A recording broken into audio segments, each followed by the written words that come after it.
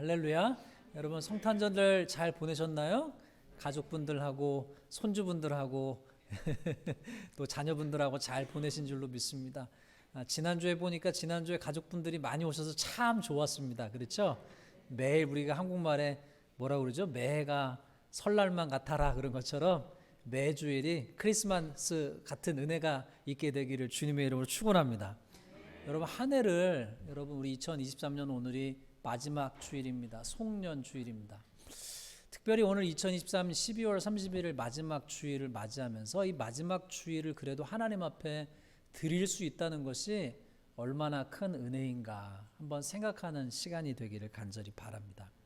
하나님께서 지금도 나에게 호흡을 주셔서 생명을 주셔서 내가 숨 쉴 수 있고 또 이 자리에 와서 앉아서 예배드릴 수 있고 또 교회를 주셔서 이렇게 함께 예배드릴 수 있는 신앙의 공동체가 있는 것 하나님의 은혜인 줄로 믿습니다. 여러분 우리가 다사다난했던 한 해였습니다. 가정마다 또 교회에도 나라에도 세계적으로도 여러 가지 일들이 있었었죠.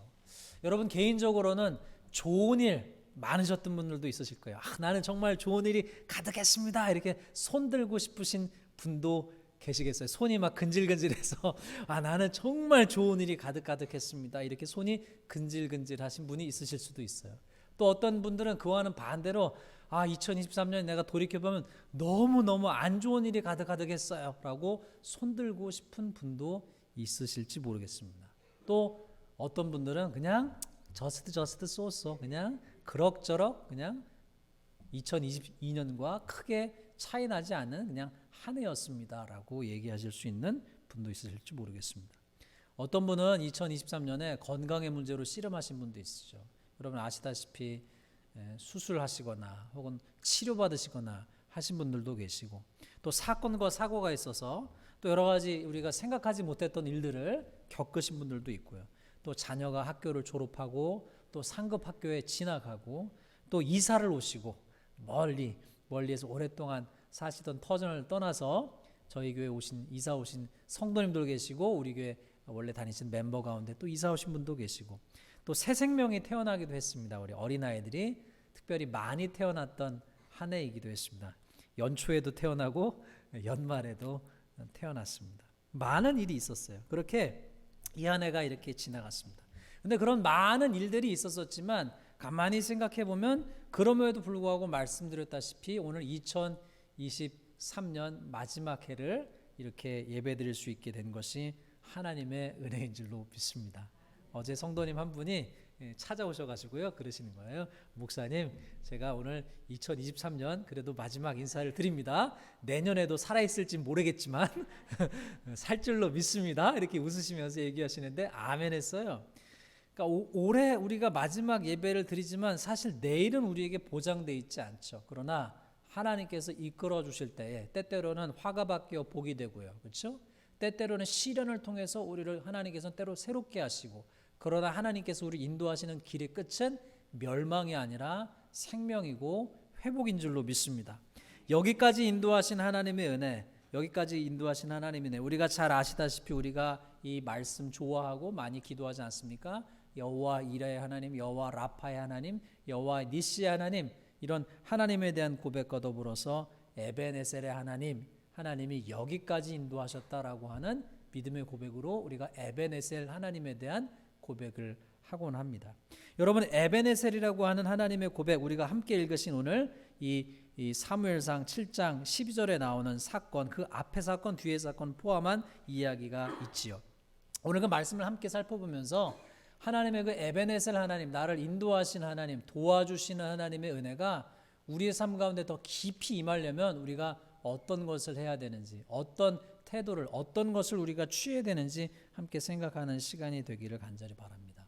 사사라고 하는 사람들이 이스라엘을 다스릴 당시, 이끌 당시에 가장 이스라엘을 괴롭혔던 나라는 블레셋이었습니다. 블레셋이라고 하는 나라가 틈만 나면 이스라엘을 공격하고 괴롭혔어요. 잊을만 하면 참으로 그들을 힘겹게 하고 어렵게 했습니다. 정말로 그들에게는 지긋지긋한 어떻게 보면 참 그들에게 철천지 원수와 같았어요.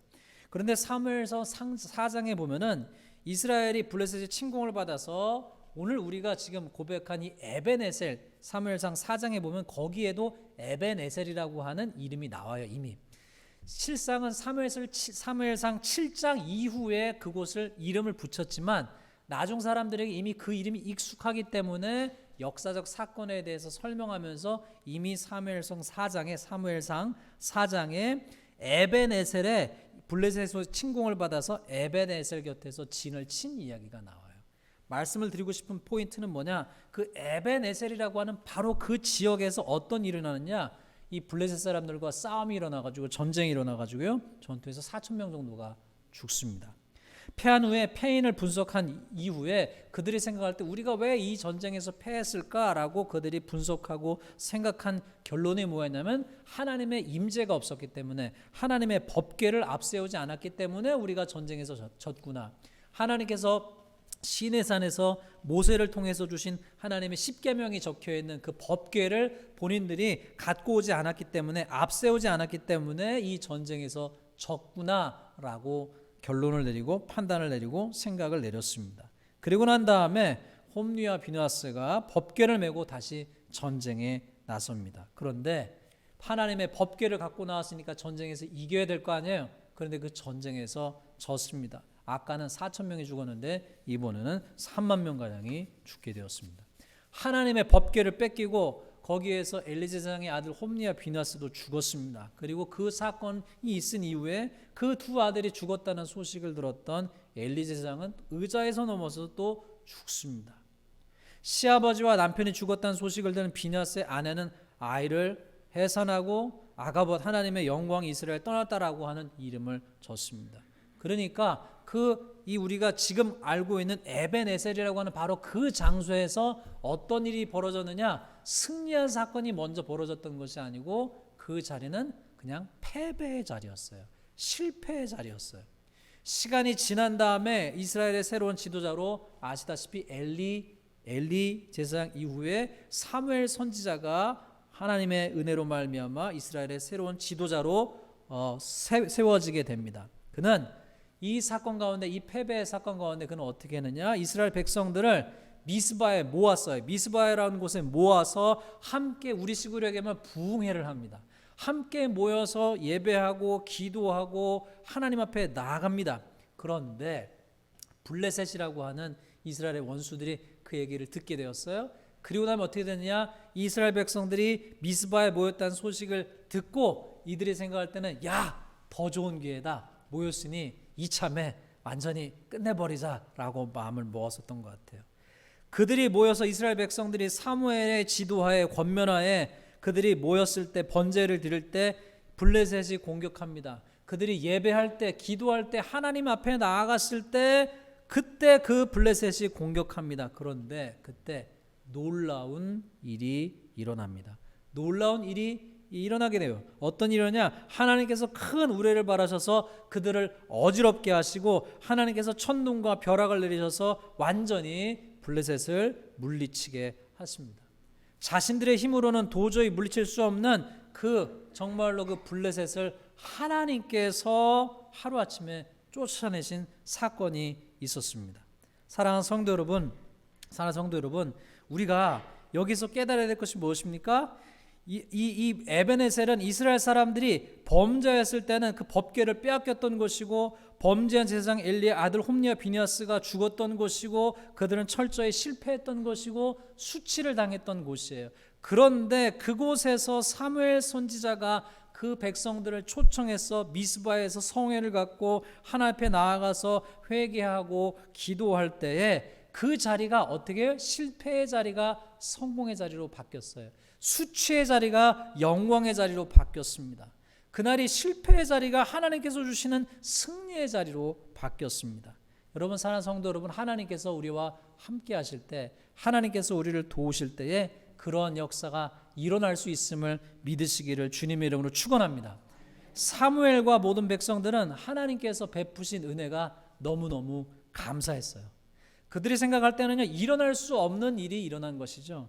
그 기쁨과 감격을 잊지 않도록 하기 위해서 뭘 했느냐? 돌을 취해 가지고 그 미스바와 센이라고 하는 그 사이에 기념비를 세웁니다. 그리고 나서 그곳의 이름을 말씀 우리가 잘 아는 대로 에벤 에셀이라고 지었죠. 성경은 번역하기를 하나님께서 여기까지 우리를 도우셨다라고 고백한 말씀이라고 얘기하고 있습니다.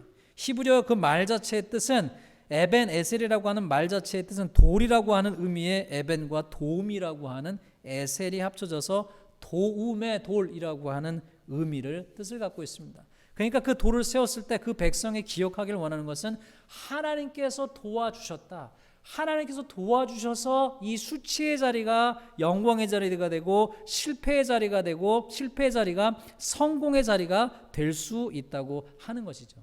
사랑하는 성도 여러분, 우리가 때때로 인생에서 성공을 경험하게 될 때 세상에서는 성공하려면 능력도 있고 돈도 있고 지혜도 있고 운도 있어야 된다고 하지만 하나님의 사람 가운데 성공하는 삶, 참으로 승리하는 삶이 있기 위해서는 우리에게 반드시 필요한 것이 하나님의 은혜인 줄로 믿으시기 바랍니다. 하나님의 도우심이 있을 때 달라질 수 있어요. 나는 자격이 없지만 하나님께서 부어주시는 도움, 하나님께서 우리에게 주시는 그 은혜가 있을 때 어떻게 해요? 놀라운 회복의 역사가 일어나게 되는 줄로 믿습니다.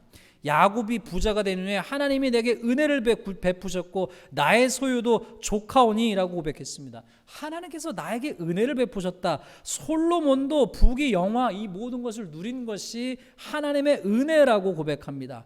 바울 역시 고백하기를 뭐라고 고백해요? 나의 나 된 것은 하나님의 은혜라라고 고백하죠. 여러분, 우리가 은혜가 없으면요 하나님의 성도는 살 수가 없습니다. 우리에게 은혜가 있을 때 하나님의 놀라운 회복의 역사가 일어나는 줄로 믿습니다.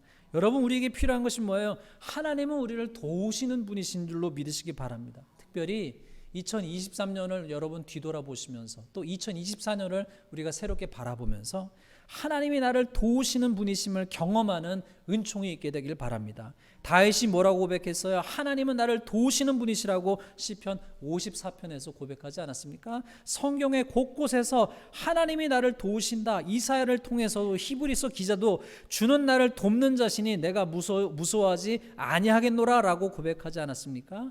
하나님이 우리를 도우시는 분이시기 때문에 이미 도움 주신 하나님, 2023년에 우리에게 이미 도움 주신 하나님께 감사하시고 또한 우리를 도우실 하나님, 2024년에 우리를 도우실 하나님을 기대하고 소망하고 바라시는 우리가 되시기를 바랍니다. 한 설교를 준비하다가 한 이야기를 보게 되었어요. 티미와 짐이라고 하는 한 형제가 있었습니다. 아무도 그들을 도울 사람이 없었어요. 그들은 카톨릭 고아원에서 자라게 되는데 신앙생활을 했습니다.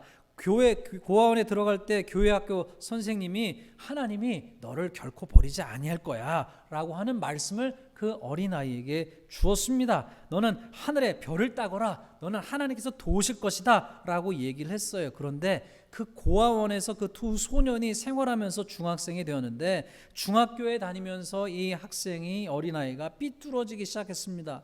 못된 친구를 사귀어갖고 자꾸 문제를 일으키게 되었어요. 학교에서 더 이상 교육을 시키지 못하겠다고 퇴학을 당하게 되었습니다. 퇴학당했다는 얘기를 듣고 이 아이가 방황하게 됐겠죠. 그 얘기를 듣고 교회학교 선생님이 다시 그 아이에게 찾아갔어요. 그리고 나서 내가 내게 했던 말을 기억하지, 학교는 너를 버리고 사람들은 너를 버려도 하나님은 너를 결코 버리지 아니하셔. 그 아이의 마음 가운데 하나님의 말씀을 심어줬어요. 그리고 그 아이에게 용기를 불어넣어 줬습니다. 시간이 지나서 그 퇴학당했던 그 소년이 다시 학교를 다니기 시작했고, 그리고 그 교회학교 선생님 주신 말씀을 의지해서 하나님을 의지했어요. 그리고 나서 시간이 지나서 피자집에 취직을 했습니다.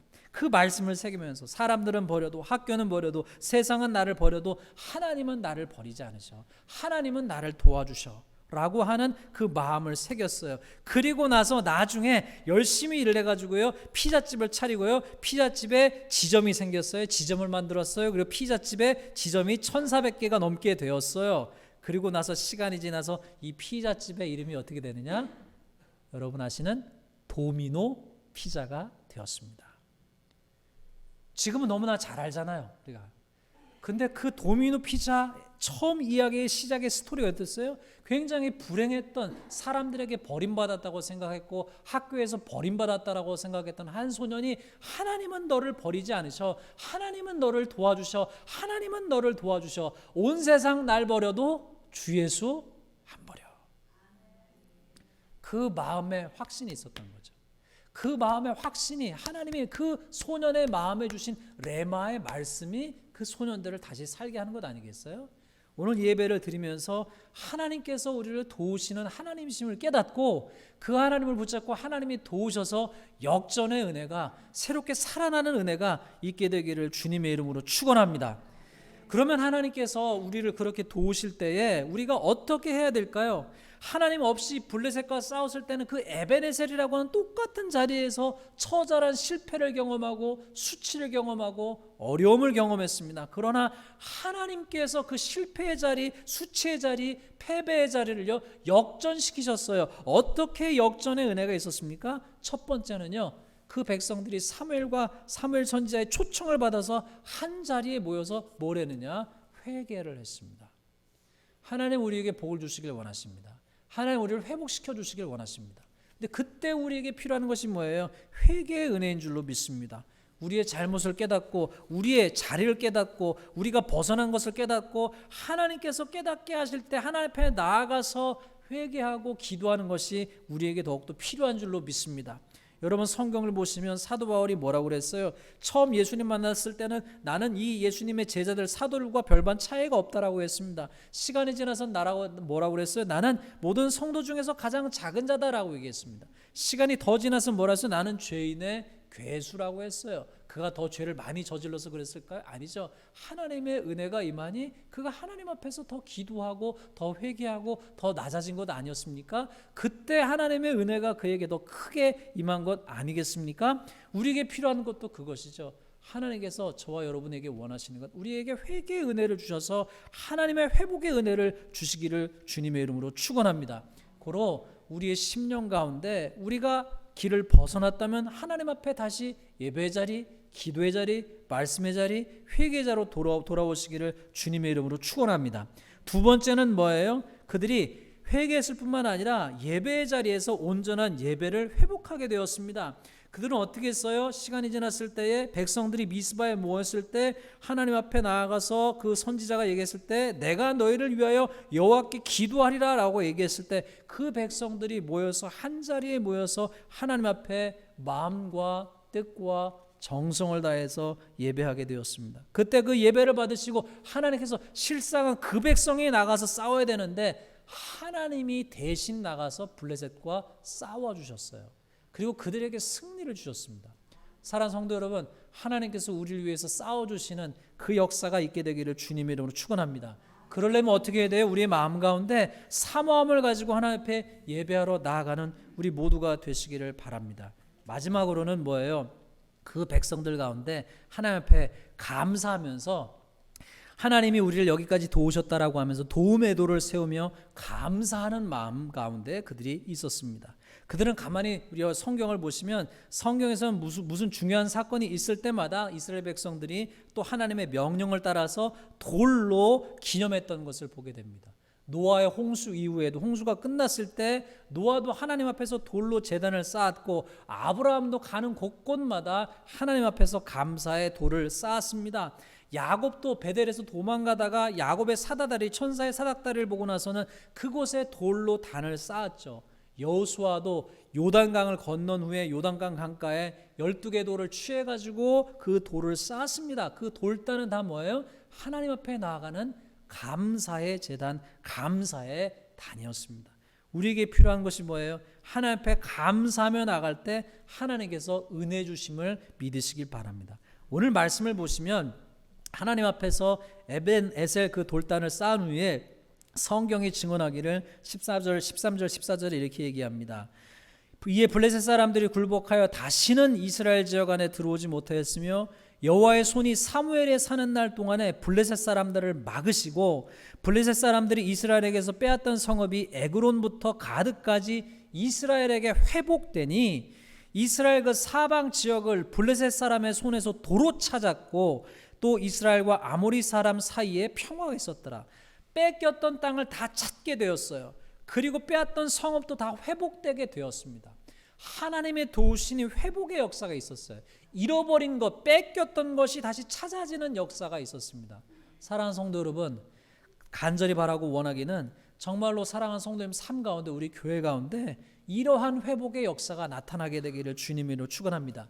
뺏긴 것을 도로 찾고 잃어버렸던 것을 다시 회복하는 역사가 있게 되기를 원합니다. 건강의 회복이 있고요, 재물의 회복이 있고요, 관계 회복이 있고요, 하나님의 신앙의 회복에 있는 역사가 있게 되기를 간절히 바랍니다. 2023년을 마무리하며 에베네셀 도우신 하나님의 은혜에 감사하시고 회개와 예배와 감사를 통해서 그 소년이 하나님이 너를 버리지 않아 라고 하는 그 말이, 그 말씀이 마음에 새겨져서 그렇게 삶이 역전이 일어났던 것처럼 이스라엘 백성들이 그 미스바 그 땅에서, 에베네셀 그 땅에서 회복의 역사가 일어났던 것처럼 사랑하는 성도님 삶 가운데 놀라운 회복의 역사 가득하게 되기를 주님의 이름으로 축원합니다.